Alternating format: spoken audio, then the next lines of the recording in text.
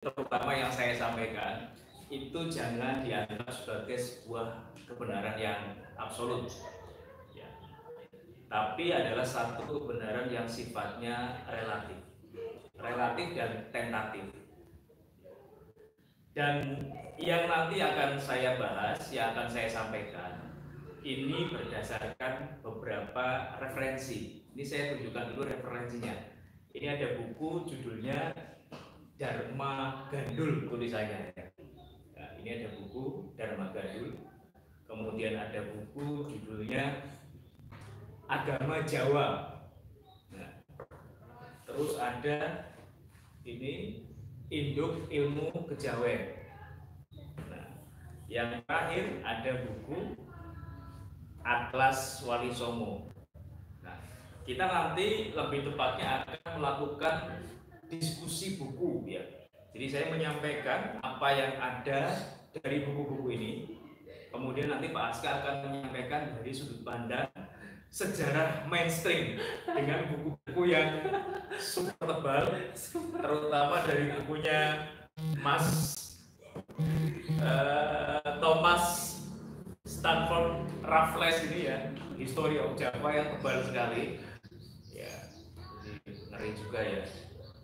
Oke, kita mulai. Kita mulai dengan pembahasan tentang agama. Apa sih sebetulnya agama yang pertama kali ada di Pulau Jawa? Apa sebetulnya agama yang dianut oleh orang-orang di Pulau Jawa? Nah, untuk itu saya mau menjawab dari buku ini dulu, ya, dari buku Induk Ilmu Kejawen yang ditulis oleh Pak Damar Sasangka. Nah, beliau itu menuliskan di buku ini bahwa perkembangan agama di Jawa itu dimulai dari yang pertama adalah agama Jawa Dipa, namanya agama Jawa Dipa. Beda dengan Jawa Dwipa, ya. Kalau Jawa Dwipa itu berarti Pulau Jawa, tapi kalau ini Jawa Dipa. Jawa Dipa itu artinya adalah pelita Jawa. Selain pelita Jawa, ada juga yang menyebut dengan istilah Kapitayan. Ini Pak Aska pasti sudah sering dengar istilah ini. Kapitayan, di Kapitayan atau pelita Jawa. Ini era pertama kali manusia Jawa mengenal agama. Kemudian yang kedua itu adalah era namanya Siwa Buddha, atau kalau di buku sejarah mungkin nyebutnya Hindu Buddha, yaitu ketika pengaruh-pengaruh dari India mulai masuk ke Nusantara, maka disitulah kemudian agama Siwa Buddha mulai dianut oleh orang-orang Jawa. Nah, terakhir ketika Islam sudah masuk, ya, Islam sudah masuk ke Nusantara, ya, kemudian muncul satu ajaran yang di buku ini disebut sebagai ajaran kejawen. Nah, jadi kejawen kalau dalam versi buku ini itu adalah bagian dari agama Islam. Jadi bukan terlepas dari agama Islam, tapi merupakan bagian dari agama Islam. Nah, kalau di Jawa Dipa yang di buku sejarah mungkin sering menyampaikannya adalah mungkin apa Pak Aska? Animisme dan dinamisme, ya. Ya, nanti Pak Aska yang menjelaskan coba animisme dan dinamisme itu persisnya seperti apa. Silakan. Ya, untuk di buku yang biasa sering kita baca di sumber-sumber yang umum, yang kebanyakan itu ditulis oleh ilmuwan-ilmuwan atau sejarawan Belanda, ya. Pada waktu itu kan posisi kita itu sedang dijajah oleh Belanda, yang kemudian banyak sekali catatan-catatan atau sejarah-sejarah yang dicatat oleh ilmuwan dari luar, seperti yang tadi sudah disebutkan Raffles dan kemudian Wycliffe, ya, dan lain-lain. Di sini hanya menggeneralisasikan bahwa agama yang pertama ada di Jawa dan Nusantara pada umumnya itu hanya digenerasikan sebagai agama satu animisme, dua dinamisme. Itu hanya dua itu saja ya. Makanya saya mengundang narasumber tidak umum ya supaya nanti mengkaji itu bagaimana animisme ya. Animisme kita tahu itu adalah itu ya menyembah beberapa banyak roh ya yang biasanya diwujudkan itu ya seperti apa ya? Ya seperti kalau orang mainan itu ya mainan jelangkung. Dan yang kedua itu dinamisme. Dinamisme biasanya orang-orang dulu kita ya kalau di sini ya di buku yang biasa kalian baca itu orang-orang itu biasanya satu menyembahnya biasanya pohon yang dirasa pohon angker misal ya, pohon angker itu di situ kadang-kadang ada anak kecil ternyata sakral sekali ini ya, sengit sekali ya, kita adakan ritual supaya tidak kesurupan. Nah akhirnya di situ itu mungkin lebih jelasnya saya jelaskan seperti itu, tapi yang ada di buku umum itu tidak lengkap, hanya seperti itu saja ya. Saya juga nanti Pak Okta akan membahas sebenarnya yang ditulis dari ilmuwan-ilmuwan luar negeri ya, penulis-penulis sejarawan luar negeri, animisme dan dinamisme itu apa ya? Monggo Pak Okta mungkin bisa menjelaskan lebih dalam lagi. Saya lanjutkan tadi penjelasannya Pak Askar. Jadi kalau di dalam buku-buku sejarah mungkin hanya menyampaikan tentang animisme, dinamisme. Animisme itu pemujaan terhadap roh-roh, benda-benda yang memiliki kekuatan gaib. Ya. Mungkin orang Barat melihat seperti itu karena prakteknya adalah orang Jawa datang ke pohon, kemudian posisi duduk bersila, mungkin kemudian memberikan sesaji, atau mungkin datang ke tempat-tempat yang sepi yang dianggapnya keramat, kemudian memberikan sesaji. Nah itu dianggap sebagai penyembahan terhadap roh-roh maupun terhadap benda-benda tadi. Tetapi kalau kita merujuk pada buku ini, ya, buku Atlas Wali Songo yang ditulis oleh Pak Agus Sunyoto, ini menyampaikan bahwa orang Jawa periode awal yang disebut tadi Jawa Dipa atau Kapitayan ini sudah punya sistem kepercayaan terhadap Tuhan. Ya. Jadi mereka itu juga mempercayai Tuhan. Mereka juga masyarakat yang bertuhan. Mereka menyebut Tuhannya dengan sebutan Sang Hyang Tunggal. Atau mungkin kalau di dalam bahasa Indonesia kan mungkin jadi Tuhan Yang Maha Esa, Sang Hyang Tunggal. Ada juga yang disebut nama lainnya Sang Hyang Tunggal itu adalah Sang Hyang Wenang. Mungkin artinya adalah Yang Maha Kuasa, ya, Yang Maha Kuasa. Jadi orang-orang Jawa saat itu sudah punya konsep ketuhanan. Mereka tidak menyembah pohon, mereka tidak menyembah batu, tetapi melakukan penghormatan terhadap benda-benda yang dipandang memiliki kekuatan, tapi kekuatannya tetap dari Sang Hyang Tunggal. Ya. Mungkin sama seperti kalau kita melihat tata cara beribadahnya orang Bali. Ya, kalau kita ke Bali nanti kita akan melihat di perempatan ada orang Bali memberikan sesaji, kemudian di pepohonan dikasih sarung, dikasih sesaji. Bagi kita yang tidak tahu mungkin akan melihat bahwa apakah mereka menyembah pohon, apakah mereka menyembah patung dan lain-lain. Ternyata saya sendiri pernah menanyakan langsung Pak, saya pernah menanyakan langsung dengan orang Bali asli pada saat kita studi wisata ke Bali.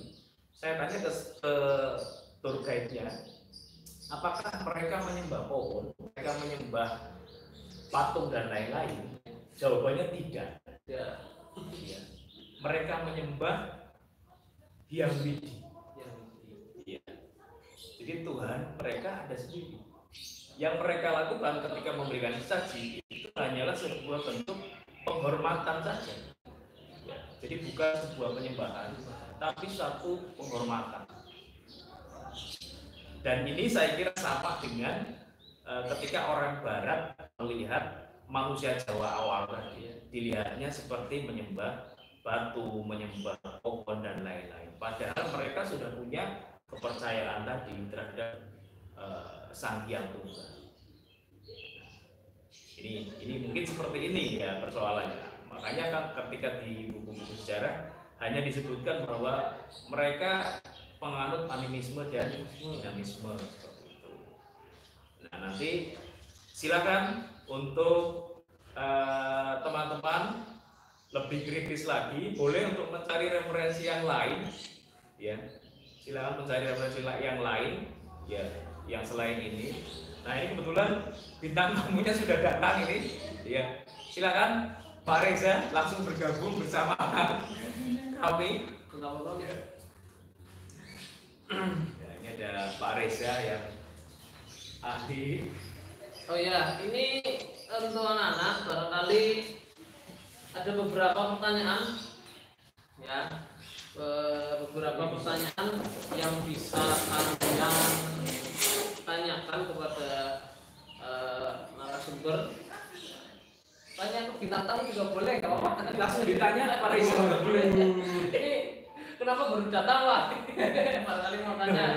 Tapi intinya ya silakan kalian bertanya, ya, seputar tadi yang disampaikan ataupun boleh nanti kita agak sedikit ngerempet ke masa Jawa, masa Islam, ya.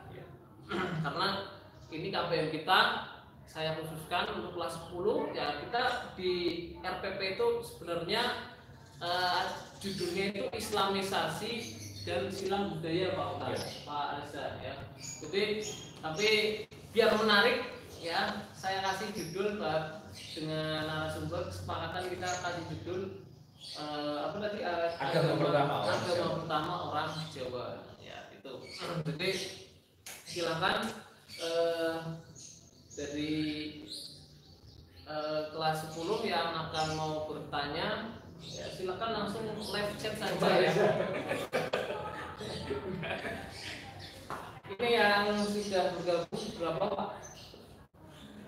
Sudah banyak, tapi yang tertulis ini cuma 38, ya. Apakah cuma datang, cuma absen, tapi yang absen sudah banyak, ya. Tapi yang online yang benar-benar mendengarkan pembahasan kita itu mungkin hanya sedikit atau gara-gara kuotanya mungkin kurang, ya. Tapi nggak apa-apa, nanti bisa kalian review di nanti saya upload ulang setelah ini selesai. Kita hari ini akan menunggu dari beberapa kalian yang akan bertanya. Ini dari ada yang bertanya, ada yang beruluk salam. Vira Adoria Sasa, ini kayaknya 10 IPA 1 ini, ya. Assalamualaikum. Waalaikumsalam. Waalaikumsalam. Mau ditarik pesannya? Sudah dijawab. Ada yang mau bertanya ini? Kalau belum kita lanjut dulu. Nanti Pak, biar Ya. jangan istirahat. Ini kan puasa, puasa dari kita monggo diminum.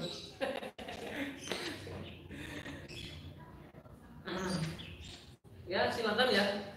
Barangkali kalian masih pertanyaannya masih di awang-awang, ya, masih di alam gaib, ya, silakan segera disiapkan, ya. Keburu nanti pokok bahasan kita habis. Jadi ini akan kita lanjutkan. Kita lanjutkan dari mana Pak? Jadi sebelum masuk ke Islam kan, setelah tadi Jawa Dipa kan berarti ada masa Hindu Buddha. Ya. Nah itu kita ulas sedikit Pak. Ya. saya mulai dulu nanti dari Pak Aska ya. Atau dari Pak Aska dulu boleh, silakan gantian. Ya, ini secara umum saja ya untuk periode zaman Hindu Buddha ya. Ini kalau di kelas Bapak Ibu guru sejarah biasa menjelaskan ada 3 fase ya. Yang pertama masuknya agama Hindu Buddha, yang kedua kerajaan-kerajaan, dan yang terakhir adalah bisa kita lihat bukti dan nanti mungkin masa akhir dari kita zaman Hindu Buddha. Nah, untuk pembahasan kita lebih diringkas ya. Untuk kedatangan Hindu Buddha kalian mungkin sudah paham ya. Di antaranya ada beberapa teori yang menyatakan bahwa Hindu Buddha itu masuk baik dari jalur perdagangan ya, itu biasanya dibawa oleh, kalau di sini kita cocokkan dengan teori Waisak. Banyak pedagang-pedagang dari luar Nusantara yang masuk ya, kemudian menyebarkan agama Hindu dan Buddha. Padahal saya kira, menurut saya dan beberapa buku yang di sini sudah banyak membuktikan kalau agama Hindu Buddha itu hanya nama itu saja ya Pak, nama apa ya, istilahnya generasi juga ya, tapi sebenarnya sebetulnya Hindu itu ada banyak aliran ya. Bahkan nama Hindu sendiri itu munculnya belakangan. Jadi yang ada itu adalah sebetulnya Siwaisme. Kemudian ada Waisnawa, itu yang memuja Wisnu. Kemudian ada yang alirannya Brahma dan lain-lain. Jadi sebetulnya sendiri-sendiri. Konon katanya di India itu sendiri-sendiri. Bahkan jumlahnya tidak hanya 3, tapi banyak sekali di sana. Maka kemudian orang-orang Barat itu memudahkan penyebutan, disebut sebagai agama Hindu, yaitu agama yang berasal dari tanah Hindustan ya. Jadi menyebutnya seperti itu. Padahal di sana itu konon katanya sekte atau alirannya itu banyak sekali. Termasuk yang datang ke Nusantara itu kan ada yang aliran Siwa, ada yang Wisnu, ada lagi yang Tantra, ya, bahkan ada yang serem. Ini silakan nanti cari di internet, itu ada namanya Bhairawa Tantra. Itu konon katanya Bhairawa Tantra itu kalau ritual itu memakai tumbal manusia, makan orang ya. Itu makan orang. Itu konon katanya itu termasuk sekte yang paling sangar lah ya. Ya, itu Bhairawa Tantra itu katanya makan orang katanya. Nah, silakan nanti bisa dicari referensinya. Google. Ya, ini ada yang tanya, Pak, yang dicatat ya Pak, yang penting ya dicatat, harus dicatat ya. Catat karena nggak usah diingat aja nggak apa-apa. Ini kan sebentar lagi kita kan akan menghadapi PAT ya.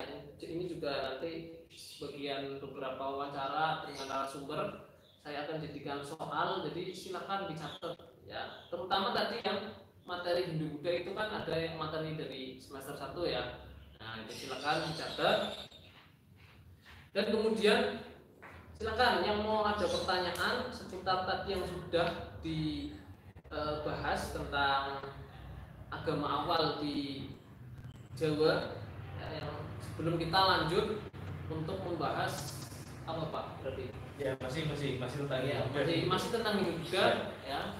Terus kemudian nanti kita membahas beberapa Islamisasi yang dilakukan oleh para wali songo.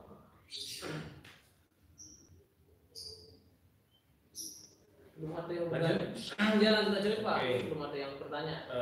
Tadi ya soal Hindu Buddha, kalau menurut salah satu buku ini yang tertulis katanya di lontar-lontar ya, lontar-lontar masa kuno itu sebetulnya bukan Hindu Buddha. Tadi saya katakan istilah Hindu itu munculnya belakangan.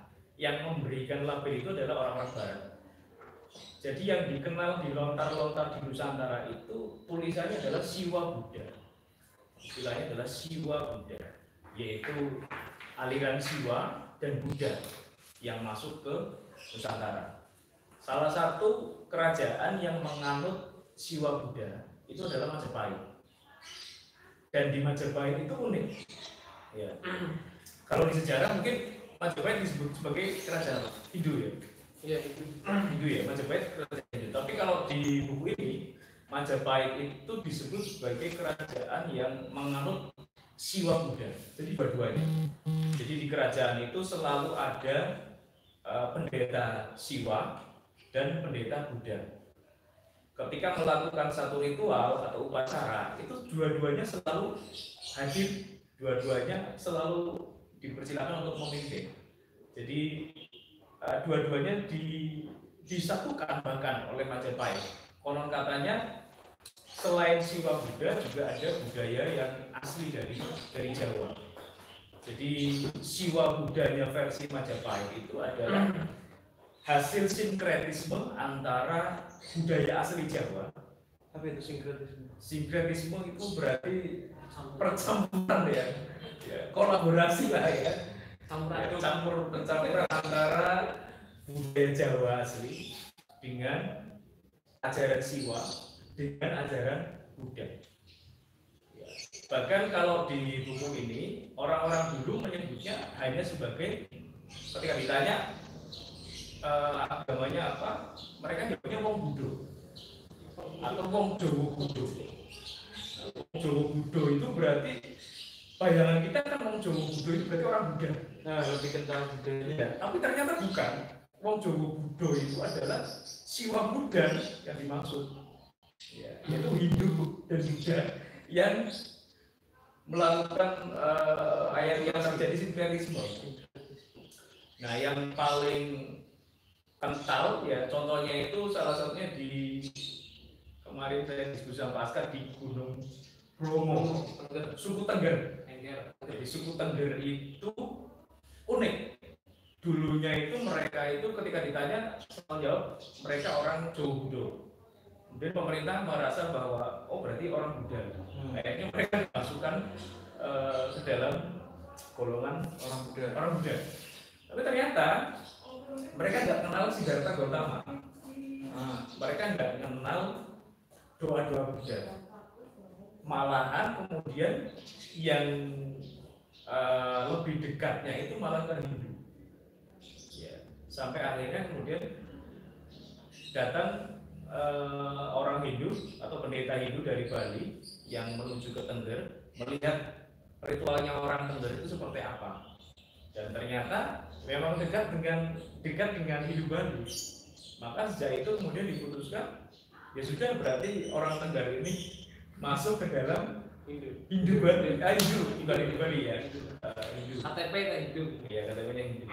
Itu pun hanya dekat ya ritualnya, nggak sama persis berarti. Kalau Nggak sama sih. ya misalnya kita kan orang Islam dimanapun kan ritualnya sama ya sholat itu. Kalau itu berarti Beda. Tetap ada bedanya. Beda karena yang di Tengger itu mereka melakukan pemujaan terhadap dewa-dewa lokal yang di Bali juga nggak ada.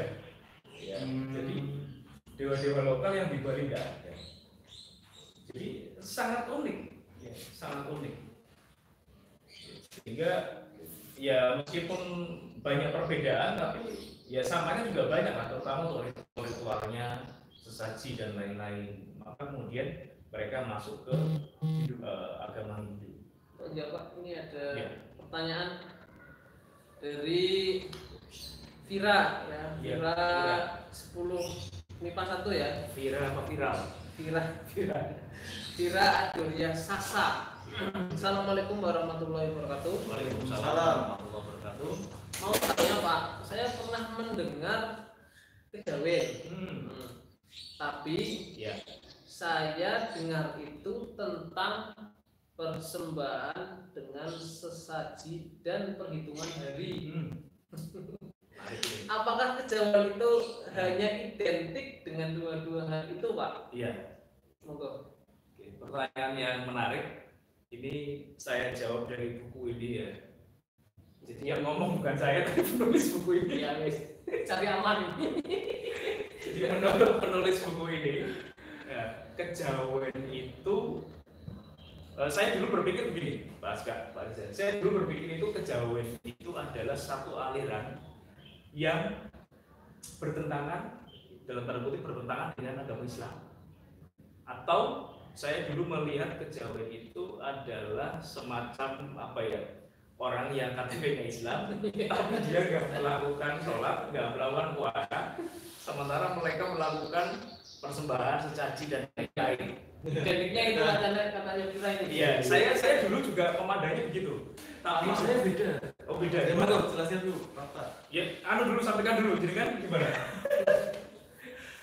Kalau dalam pandangan saya kejawen itu ya orang Islam, salah satu cabang dari Islam, cuma dia orangnya Islam, dia tetap sholat, dia tetap melakukan segala rutinitas Islam.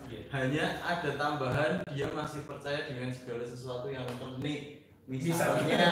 Misalnya cuci keris, terus misalnya ada nggak suka sama orang, ya masih bisa nyantet, terus masih ngopeni jin di rumah. Soalnya itu terjadi sama simbah-simbah saya di Ponorogo, Pak Ustaz. Ya, ngeri ya. Jadi di pintu rumahnya itu, nak dipegang itu dingin. Di situ ada jinnya. Nah dulu bapak itu ngomong, iki Islamnya alirannya kejawen, berarti di dalam persepsi saya namanya orang kejawen itu ya orang Islam. Cuma yang masih melakukan hal-hal unik, cuman dan sebagainya. Soalnya simbah saya juga masih haji, masih ngaji, cuman ya punya seperti itu. Itu namanya kesaktian, Pak. Sekian Pancasila. Ya itu tadi dari Pak Reza ya mengenai kejawen ya, dari sekarang dari Pak Kota tadi. Lanjut ya. Masih di buku ini tuh dijelaskan bahwa kejawen, istilah kejawen itu tidak ditemukan satupun di lontar-lontar era Majapahit ke atas. Majapahit, Singosari, Kediri dan lain-lain. Ya, era Majapahit dan sebelum Majapahit itu tidak ditemukan istilah kejawen. Istilahnya aja nggak ada. Artinya apa? Era itu belum ada. Kejawen belum ada, istilahnya belum ada. Baru ada istilah kejawen itu ketika era Majapahit terakhir. Majapahit mau runtuh, ketika Islam sudah masuk, Majapahit hampir runtuh. Nah disitulah muncul istilah kejawen. Nah menurut penulis, kejawen itu adalah bagian dari Islam. Bahkan kejawen itu adalah tasawuf versi Jawa atau tasawuf, ilmu tasawuf yang dibahasakan ke dalam bahasa Jawa. Lebih jauh disampaikan di dalam buku ini bahwa kejawen itu punya satu pedoman yang kemudian disusun oleh, yang pertama menyusun itu adalah Sunan Kalijaga. Kemudian ajaran-ajaran itu tercerai-berai, dikumpulkan lagi oleh Sultan yang kedua. Kemudian berantakan lagi, terakhir disusun oleh Raden Ngabei Ronggowarsito. Nah, sampai kemudian beliau menjadikan ajaran itu jadi satu kitab lah, satu buku yang diberi nama Wirid Hidayat Jati. Nah, di dalam Wirid Hidayat Jati, ketika saya buka di sini isinya itu semuanya ya isinya tentang Islam, tentang ajaran-ajaran Islam. Hanya caranya menggunakan budaya Jawa, tradisi Jawa, termasuk bahasanya dengan menggunakan bahasa Jawa. Kayak istilah som diganti puasa. Ya seperti itulah, gampangnya begitulah. Jadi di dalam Wirid Hidayat Jati karangannya yang ditulis oleh, bukan karangannya, yang ditulis oleh Raden Ngabei Ronggowarsito ini ada banyak sekali ajaran-ajaran Jawa, termasuk dengan tadi yang ditanyakan tentang apa itu perhitungan hari ya. Iya. Perhitungan hari Neptu, hari baik, hari Naas dan lain-lain. Itu semua ternyata sumbernya dari sini. bagian. Semua sumbernya dari Wirid Hidayat Jati. Ya. Dan Wirid Hidayat Jati ternyata yang memberikan ajaran itu adalah Wali Songo, terutama adalah Sunan Ampel dan Sunan Kalijaga. Sunan Ampel, Sunan Kalijaga, kemudian Sunan-Sunan yang lain. Ya. Bahkan yang menyusun sendiri Raden Nagara Buwarsito ini adalah seorang santri yang nyantrinya lama di Ponorogo, di tempatnya ini Pak Reza. Ya. Nyantrinya di sana. Jadi nggak mungkin kemudian isinya itu menjelmek atau mungkin menyimpang dari agama Islam. Mungkin hanya sekarang orang-orang berpendapat karena mereka nggak tahu tentang Islam jadi parno tentang itu ya. Ya. Pak, mungkin ya. Jadi kemudian yang muncul itu adalah diceritakan di buku ini ada era di mana kejawen itu menjadi eksklusif, yang tadinya merupakan bagian dari Islam. Kemudian ya ada konflik lah. Ada segolongan orang di dalam agama Islam yang menolak. Sehingga kemudian kejawen dianggap bukan Islam. Nah, akhirnya kejawen seolah-olah memisahkan diri dari Islam. Nah, kerutan ini tambah menjadi-jadi ketika di tahun-tahun belakangan kemudian muncul aliran-aliran kepercayaan yang menamakan diri kejawen. Di buku ini sudah disebutkan aliran-aliran apa itu, tapi saya nggak sebutkan ini lah. Nanti biar baca sendiri. Terlalu ribet. Jadi disebutkan beberapa aliran yang muncul dan mereka itu menamakan diri sebagai kejawen. Padahal di antara aliran-aliran itu banyak yang tidak punya sanad keilmuan sampai ke Wirid Daya Jati. Padahal Wirid Daya Jati adalah sumbernya ilmu kejawen. Mestinya harusnya dari sini. Tapi aliran-aliran itu diciptakan oleh seorang tokoh yang mungkin mendapatkan wangsit, ya, kemudian mereka mendirikan sendiri, dan inilah yang kemudian sampai detik ini dikenal sebagai kejawen oleh orang banyak, oleh orang awam mengenal yang aliran-aliran ini sebagai kejawen. Mereka sendiri juga menamakan sebagai kejawen. Ya, seperti itulah tentang kejawen. Ya, berarti sudah terjawab ya pertanyaan dari Vira. Ya. Apakah kejawen itu terkenal hanya dua hal itu? Tidak, yang sudah dijawab oleh Pak Okta itu kejawen itu ya itu ada ajarannya tersendiri, tidak hanya identik dengan dua itu tadi. Kemudian ada pertanyaan satu lagi, ya, silakan yang belum bertanya, kalian silakan mulai berpikirlah ya untuk bertanya apa yang sudah disampaikan atau mungkin yang kurang jelas ya sebelum nanti kita melanjutkan lagi. Pertanyaan yang kedua dari Novia Nur Aulia dari kelas berapa ya? Ini 10 MIPA Apa? 10 MIPA 3 kayaknya. Ya, ini kata Pak Reza dari 10 MIPA 3. Apa Mas Reza tadi?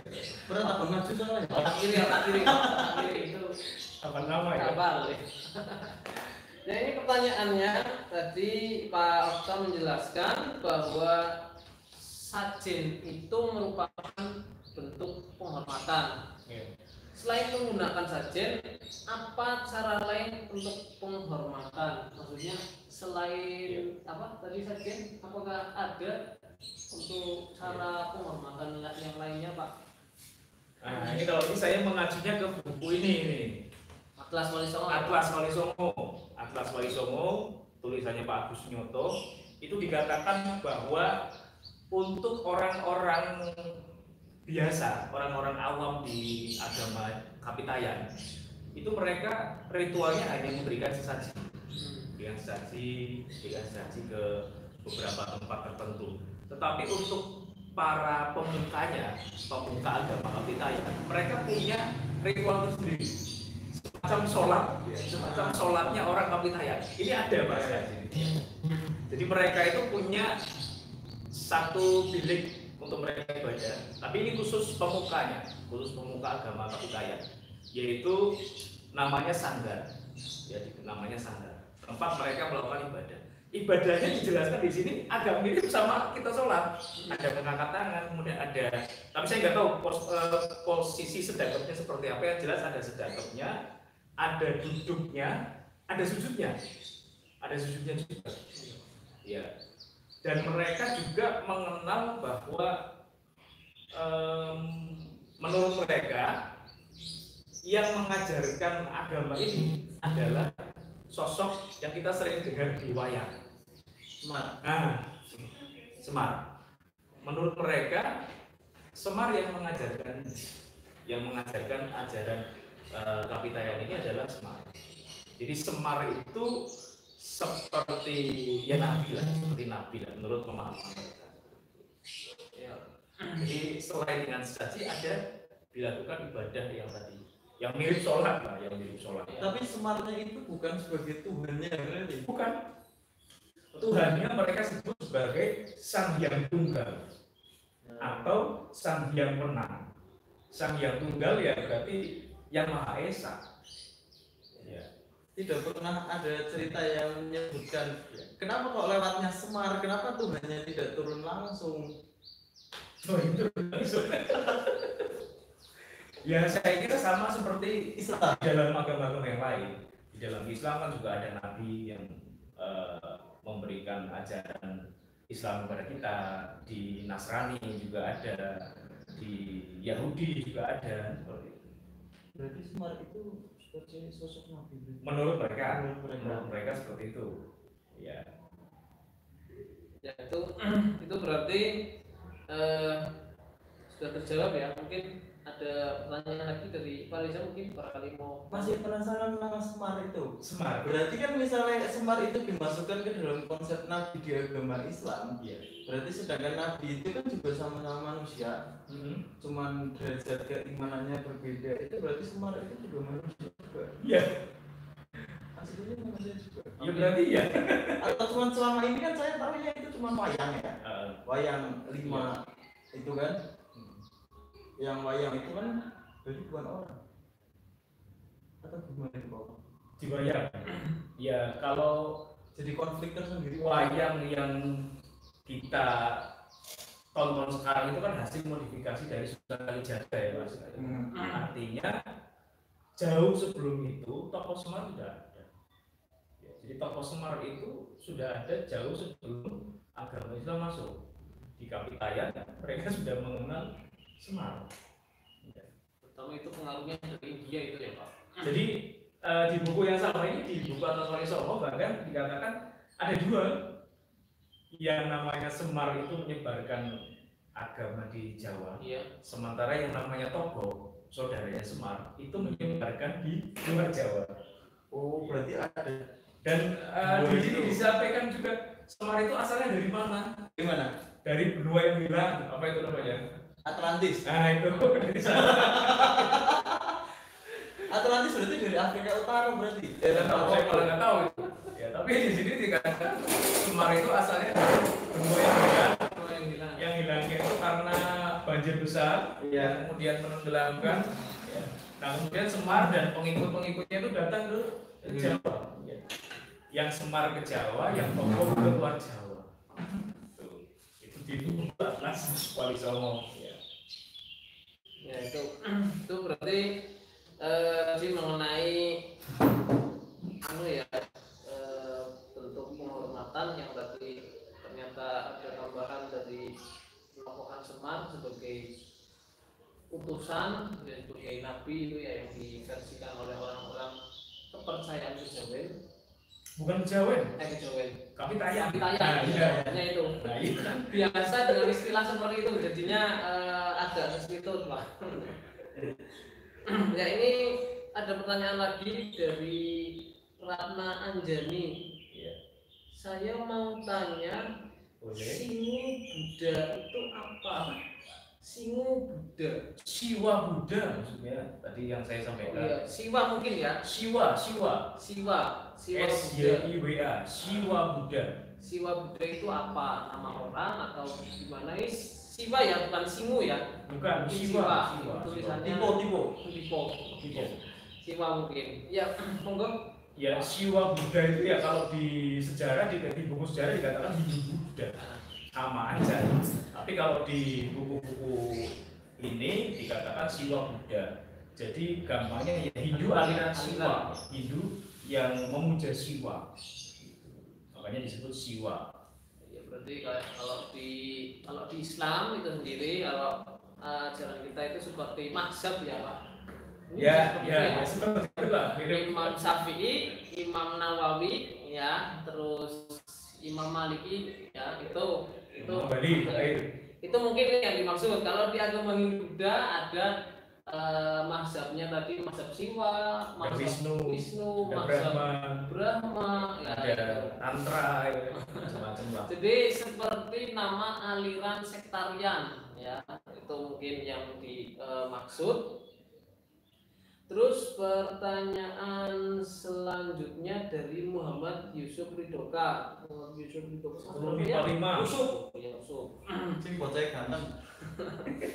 Ya, mau tanya tentang bibit bebek bobot. Kayaknya mau cari jodoh ini. Berasal dari mana Pak? Dan apakah ada sangkut pautnya dengan agama? Wah, ini jauh sekali nih. Apakah ada sangkut pautnya dengan agama? Bibit, bebek, bobot kita sering dengar ya. Itu semacam apa ya? Filosofinya orang Jawa. Ya, saya juga nggak tahu apakah itu berasal dari ajaran agama Kapitayan ataukah memang itu budayanya orang Jawa saja. Jadi bibit itu kan maksudnya berarti kan bibit itu berarti kan induk ya. Berarti kita harus melihat seseorang kalau mau dijadikan istri atau suami itu lihat keturunannya, orang tuanya. Bibit, bebek, bebek puas. Yang satunya bobot. Bobot itu berarti kan kualitasnya ya, kualitas keilmuan, kualitas akhlak dan lain-lain. Bebet itu mungkin nambah kekayaan mungkin ya. Bibit itu turunan ya Pak? Iya, turunan. Kalau di agama Islam saya kira juga ada ya. Kriteria itu adanya paling kriteria cara mencari jodoh. Kesiapan seseorang. Saya ingat itu kalau nggak salah itu ada satu hadis atau ayat ini yang mengatakan wanita itu dinikahi karena 4 hal. Iya. Yaitu karena keturunan, kecantikan, sama agama ya. 4 atau 3 ya? 3. Saya ingat 4 ya. Keturunan, kemudian ada kecantikan, kemudian terakhirnya karena agama ya. Agama. Saya lupa yang ketiga itu apa. Ya itu agak mirip dengan konsepnya bibit, bebek, bobot. Bebet itu harta. Tapi kekayaan nafkah. Skill mungkin. Lebih tepatnya kalau di sini dijelaskan kesiapan seseorang untuk memberi nafkah kepada keluarganya nanti. Sugio. Iya itu sama ya. Ini sambil menunggu pertanyaan lagi ya. Jadi dari yang kita sudah diskusikan ya tadi ada beberapa yang mungkin kalian itu kayaknya masih bingung. Ada beberapa istilah-istilah yang bingung. Contoh yang tadi disampaikan Pak Alta itu ada tasawuf. Tasawuf itu apa sih? Ya, tasawuf. Ya, kalau ada ya itu seiring ada tadi tasawuf. Saya menjelaskan sedikit ya. Tasawuf itu ketika pada masa Islam itu masuk itu terutama di Nusantara ya. Di Nusantara itu mungkin muncul nama-nama yang bernama ajaran-ajaran atau istilahnya adalah metode dalam agama Islam yang diberi nama tasawuf. Kalau diartikan itu adalah cara kita untuk mendekatkan diri kepada yang Maha Kuasa atau yang biasa orang Islam itu sembah ya, yaitu ya Allah. Tasawuf itu adalah semacam istilahnya ikatan cara kita dalam beribadah gitu. Cuma lebih lebih eksklusif ya Pak, mungkin dibuat kemudian tasawuf itu ada berbagai cara ya, berbagai cara kemudian memunculkan berbagai kelompok. Nah itu tasawuf lah. Nanti diejawantakan tarekat ya, tarekat A, tarekat B ya. Tarekat A, tarekat B itu sebenarnya sama jalan untuk menuju kepada Allah atau untuk menyembah Allah. Nah itu pengertian dari tasawuf. Kemudian seiring Islam itu masuk ya, itu juga kita sering lihat kalau terutama di Indonesia ya, itu kan Islam itu kan paling unik sendiri ya. Kadang di Islam kok ada yang namanya tahlilan gitu Pak ya, kok ada yang namanya muludan itu ya Pak, kok ada rajaban, kok itu ada sawalan gitu. Itu kan juga itu berasal juga dari kekayaan budaya yang tadi sudah banyak disampaikan oleh narasumber kita ya. Jadi kekayaan budaya itu dijadikan sebagai media para penyebar agama Islam ya, yang akhirnya kemudian menggunakan kemarin saya sudah upload tentang ini ya, bagaimana cara Wali Songo mengislamkan tanah Jawa dengan metode dengan budaya seni dan pertunjukan ya. Dari seni ada seni pertunjukan itu wayang, itu salah satu contohnya. Nah kalau itu sendiri datangnya itu dari kalau tidak salah Sunan apa ya, Maulana Malik Ibrahim. Itu beberapa artikel saya baca kalau Tagina itu berawal dari kumpulan-kumpulan orang biasa yang istilahnya kalau ada orang yang keselipahan atau orang meninggal itu kemudian ya orang itu hanya berkumpul di situ saja. Itu sebelum Islam ya. Bahasanya kuno banget ya. Ya istilahnya ada beberapa sanak keluarga yang meninggal, kemudian orang-orang tetangga itu berduyun-duyun pada datang ke situ. Tapi tidak jelas acaranya apa. Nah, kemudian pada era Wali Songo itu dijadikan ya, disusupi beberapa syariat-syariat Islam ya, yaitu dengan pembacaan doa yang dikirimkan untuk yang sudah meninggal. Di Sirungi itu dibacakan juga ada pertanyaan Baska ini ya Mas ya. Ada pertanyaan apa lagi nih? Di Sirungi. Lagu paling horor. Di Sirungi. Ini pertanyaan bagus ini. Kebetulan narasumber kita ini paham ini. Pak, saya mau bertanya, Sunan Kalijaga itu menyebarkan agama Islam dengan seni musik atau seni lagu? Ya, apakah Lingsir Wengi sebenarnya lagu tentang apa Pak? Kenapa masyarakat takut pada hal itu? Ya, Lagunya apa ya Pak Lingsir Wengi? Lingsir Wengi. Ya, saya juga takut Mbak, sama Mbak. Ya begini, jelas begini ya kayak Lingsir Wengi itu sebenarnya sebuah syair ya, syair tentang kalau tidak salah tentang bagaimana yang kayak apa sih penyebaran agama Islam, tentang coba dicari Pak. Saya agak sedikit apa Lingsir Wengi itu diciptakan Sunan Kalijaga benar untuk menyebarkan agama Islam, tapi tidak sehoror itu ya. Kenapa pada masyarakat takut pada lagu itu? Karena ya ini pada periode tahun sekitar 60-an, 90-an, 60-an, 70-an, 80-an, lagu Lingsir Wengi itu sering dijadikan sebagai soundtracknya film-film horor Pak. Ini iya. Ya, itu contohnya Lingsir Wengi itu. Ini kan sebenarnya mengandung ajaran-ajaran Islam ya, syariat-syariat Islam ya. Dari yang ini bukan ini?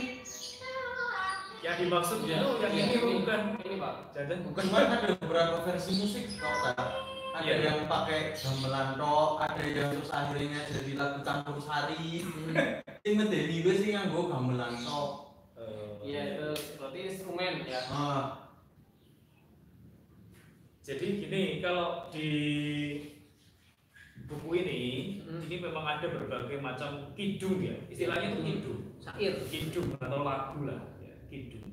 Jadi kidung itu diciptakan para wali, ada yang berupa semacam zikir, yang kita akan mengingat Allah. Ada juga yang berupa doa perlindungan yang dialih bahasakan ke dalam bahasa Jawa. Kalau di pesantren itu ada istilah hizib, istilah hizib itu untuk perlindungan, ya. Ada hizib Syaikhul Qadir Jailani, ada hizib Bahar, ada hizib macam-macam lah itu. Nah ini kidung itu sejenis hizib, ya, yang dialih bahasakan ke dalam bahasa Jawa. Ada yang untuk perlindungan, ada yang untuk memudahkan kita ingat kepada Allah Subhanahu wa Ta'ala. Itu yang saya pahami kaitannya sama kidung. Benar tadi yang Pasca bilang jadi serem itu karena buat soundtracknya film kuntilanak kalau nggak salah ya. Sudah banyak nonton film. Nah, iya, itu jadi serem karena buat soundtracknya film kuntilanak. Ya itu. Mungkin kalau lagu Gundul Pacul digunakan untuk soundtracknya film horor, ini jadi horor juga. Sing metu tuyul. Kalau lagu Gundul Pacul nanti soundtracknya film tuyul itu kan ya bisa jadi. Ya. Bisa jadi serem juga. Oke, ya, terima kasih untuk Restiara nanti ya yang link Jirungi. Ini ada pertanyaan lagi Pak. Dari Kansa Nisrina Najla dari Ipapat. Hansa Ipapat ya. Kansa, ya. Saya mau bertanya, bagaimana cara orang Jawa yang kepercayaannya kejauhan itu relatif taat dengan ajarannya? Berarti maksudnya Persis kayak maksudnya Mas. bagaimana cara orang Jawa percaya dengan kejawen ya? Bagaimana cara orang-orang Jawa yang percaya dengan kejawen relatif taat dengan ajarannya? Maksudnya mungkin gini. Kayak Simbah saya itu orang Islam, tapi dia juga Islam yang taat, bahkan dia masuk NU, ya dia menyebutnya dia NU, ya istilah seperti itu. Cuma dalam prakteknya beliau itu almarhum masih sering mempraktekkan kejawen. Misalnya apa? Misalnya dia masih ngumbah keris kalau misalnya kamu satu suro, kemudian beliaunya itu masih ngobrol izin, terus masih sering mengasih sesajen itu. Jadi di rumah Ponorogo itu sebelah samping kiri itu ada pohon mangga besar, di bawahnya itu ada makam Warok itu pendiri sebelah rumah persis masuk ke tanahnya rumah. Warok siapa namanya? Warok siapa lupa? Suromonggolo itu beda. Kalau Suromonggolo itu di belakang kabupaten. Nah itu kalau setiap malam satu surat dikasih sesaji, mungkin maksudnya seperti itu. Iya. Tapi Islam itu tetap dilakukan dengan tenang, bahkan sampai haji dan sebagainya. Mungkin itu maksudnya. Ya mungkin ya kurang lebih seperti itu ya. Maksudnya orang Jawa yang percaya dengan kejawennya ya, maksudnya orang Jawa yang taat, kalau kejawen yang taat misalnya taat gimana sih? Begitu mungkin Pak. Jadi kalau di sini memang dikatakan kejawen itu adalah agama yang bukan agama ya, maksudnya kejawen itu adalah sinkretisme antara tradisi Jawa Dipa ya, yang asli Jawa, tradisinya Siwa Buddha, dan tradisinya tasawuf Islam. Jadi tiga jadi satu. Makanya kalau di kejawen itu kita masih menemui misalkan tadi sesaji, kemudian mungkin apa lagi selain sesaji. Kalau di menghormati benda-benda pusaka, itu ada benda-benda pusaka yang dihormati, kadang pada malam-malam tertentu dimandikan dan lain-lain. Karena memang hasil sinkretisme dari Jawa Dipa, kemudian Siwa Buddha sama yang tasawuf dari Islam. Itu biasanya itu ya simbol ya Pak. Simbol itu yang kemudian istilahnya diserumpamakan ya, misal simbol mencuci keris ya, biasanya kan itu kan berarti untuk simbol bahwa kita harus ya bersih ya gitu. Mungkin seperti itu maksudnya sinkretisme dari agama A dan B yang mungkin menghasilkan sebuah tadi kebudayaan yang tidak jauh berbeda dari kedua agama itu. Terus kemudian ada pertanyaan lagi dari Putri Amanatul Maula. Kelas berapa itu ya? Kelas 10 IPA 2. Ya. Saya mau tanya, kan penganut kejawen hampir tidak pernah mengadakan kegiatan peluasan ajaran. Wah, ini dalam lagi. Tetapi melakukan pembinaan secara rutin. Pembinaan secara rutin. Pembinaan secara rutin itu seperti apa ya Pak? Saya masih kurang paham. Ini istilah ini kayaknya diambil dari Google ini. Iya. Ya, jadi saya pernah baca juga itu yang dimaksud dalam konteks ini adalah kejawen yang anyaran, yaitu aliran-aliran kepercayaan yang muncul belakangan, aliran-aliran kepercayaan dengan berbagai nama yang kemudian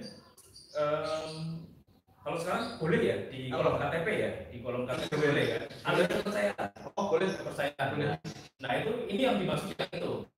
Jadi kalau dulu kan belum boleh, jadi KTP-nya tetap Islam, KTP-nya tetap Kristen, tetap Hindu dan lain-lain. Tapi dia agama. Ya, kemudian dia bergabung di salah satu paguyuban. Paguyuban namanya penghayat ya, penghayat kepercayaan terhadap Tuhan Yang Maha Esa. Nah ini yang seringkali sama orang awam, sama orang-orang kita disebut sebagai kejawen. Ya memang ada pembinaannya dari dinas kebudayaan. Mereka ada, itu memang di bawah naungan dinas kebudayaan. Bukan Kementerian Agama ya?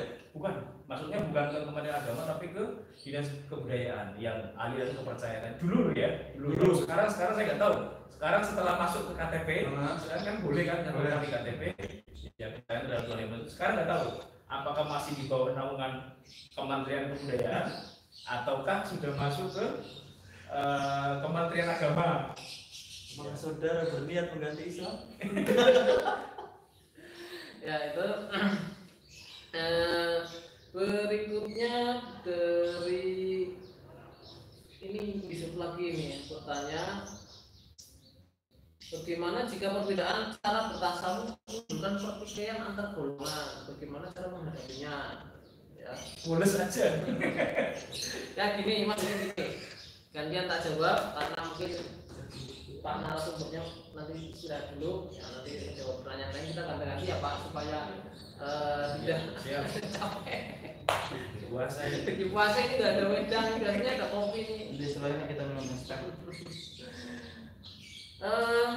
Bagaimana cara menanggapi hal tersebut? Sebenarnya dengan cara kita tidak usah terlalu ini ya, tidak usah terlalu namanya apa ya? Fanatik terus ya.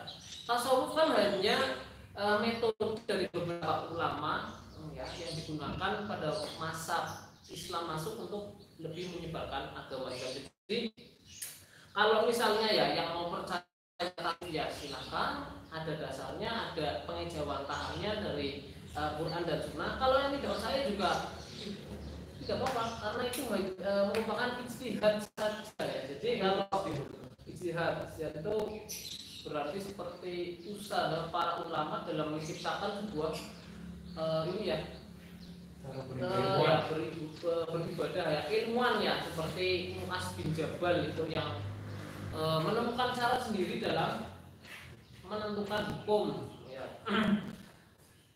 Nah, jadi caranya tidak usah terlalu fanatik gitu ya, ringkas saja. Terus kemudian ada pertanyaan dari Fatyani Irbah, ini dari anak IPS ya Pak, itu ya Fatyani anak IPS mana IPS? Fatyani yang IPS pertanyaannya ditunggu. Nanti pertanyaan yang sulit-sulit dijawab sama Pak Reza. Saya yang bagian yang gampang-gampang aja. Ya. Wah, mau bertanya apakah Wali Songo menyebarkan agama Islam melalui berbagai cara, salah satunya dengan pertunjukan seni atau wayang. Apakah ada cara lain untuk menyebarkan ajaran Islam? Banyak ya Pak. Perkawinan itu kan ada bisa ya. Terus kemudian setelah perkawinan wayang tadi, selain itu gamelan, selain dengan gamelan, kidung, ya pernikahan mungkin bisa itu. Pernikahan. Perdagangan juga bisa ya Pak. Iya. Perdagangan itu. pernikahan. Terus kemudian Sam dari Pak Satu. mau tanya agama. Pastinya punya sebuah landasan hukum dari permasalahan umat. Lalu bagaimana agama-agama terdahulu menyelesaikan permasalahan umat? Zaman dulu belum banyak permasalahan. Zaman dulu itu orangnya taat. Ya, Tidak seperti sekarang. ya mungkin permasalahannya ya landasannya ya kalau kita ambil landasannya tentunya dengan Al-Quran, Sunnah, mungkin ada lagi ijtihad, kemudian qiyas ya. Itu ijtihad itu kemudian para ulama yang khos, ini para ulama yang khos ya, bukan ulama yang baru kemarin nongol. Istilahnya yang benar-benar belajar dari pondok pesantren dan memang sudah menguasai memang dia. Tapi biasanya ulama yang seperti ini tidak mengaku ulama ya, itu biasanya ulama tersebut kalau di Nusantara ini di Indonesia itu ada beberapa kitab-kitab yang disusun namanya kitab kuning gitu ya. Ini kitab kuning itu kemudian disusun oleh ya para musonef para ulama klasik kita dulu zaman zaman mungkin kemudian membuatkan sebuah penyusunan kitab yang permasalahannya itu belum ada pada masa yang lampau itu ya kalau zaman dulu kan permasalahannya kalau zaman dulu kan menyelesaikan ya seperti itu, musyawarah kemudian dengan berambil dari landasan itu tadi.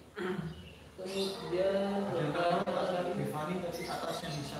Tiffany, ya Pak, saya mau tanya, Wali Songo dalam penyebaran agama Islam apakah juga mengadopsi kapitayan? Wayang itu contohnya.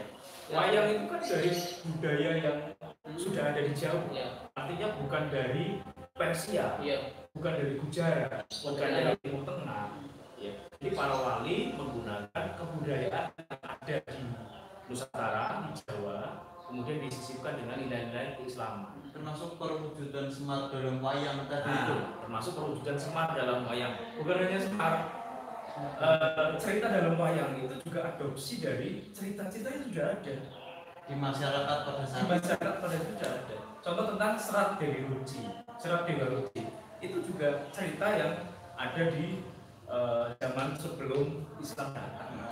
Ya, hanya diberi perubahan-perubahan yang sesuai dengan ajaran Islam. Break dulu aja ya. Pertanyaannya masih banyak.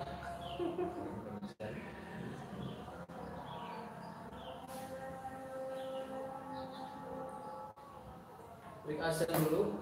Mungkin 5 menit ya. Lama 5 menit.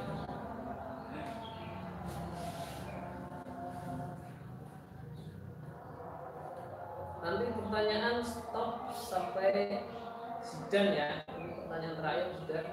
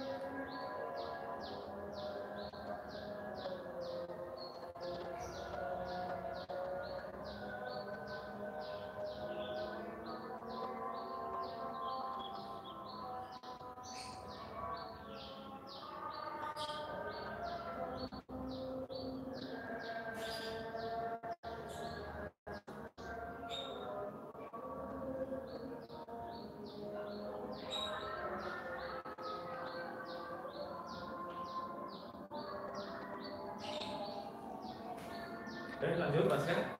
Ya. Pertanyaan berikutnya, kayaknya ada yang menambahkan tadi. Yusuf, saya ingin membantu memberikan tanggapan memberi ceruni mungkin karena mengandung unsur Jawa yang kental sehingga dijadikan soundtrack menambah kesan Jawa ya bagus. Tanggapan kelima, terus kemudian ada Zidan Ahmad ini bertanya tentang masuknya Islam di Indonesia. Kan ada beberapa teori sejarah Mekah Persia. Menurut Bapak teori yang masuk akal atau yang paling Bapak yakini apa? Maksudnya Islam masuk kan ada melahirkan berbagai teori ya Pak. Itu dari yang pertama masuk dari Persia. Itu didasarkan dari mazhab ya, ada beberapa.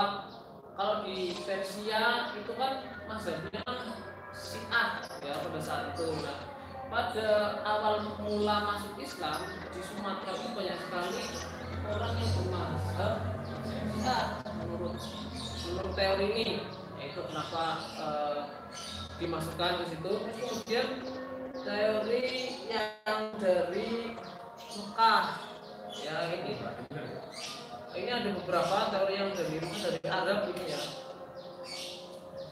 Ini beberapa raja-raja Samudra Pasai yang ini di sini mazhabnya Syafi'i, yaitu yang dari Mekah. Terus kemudian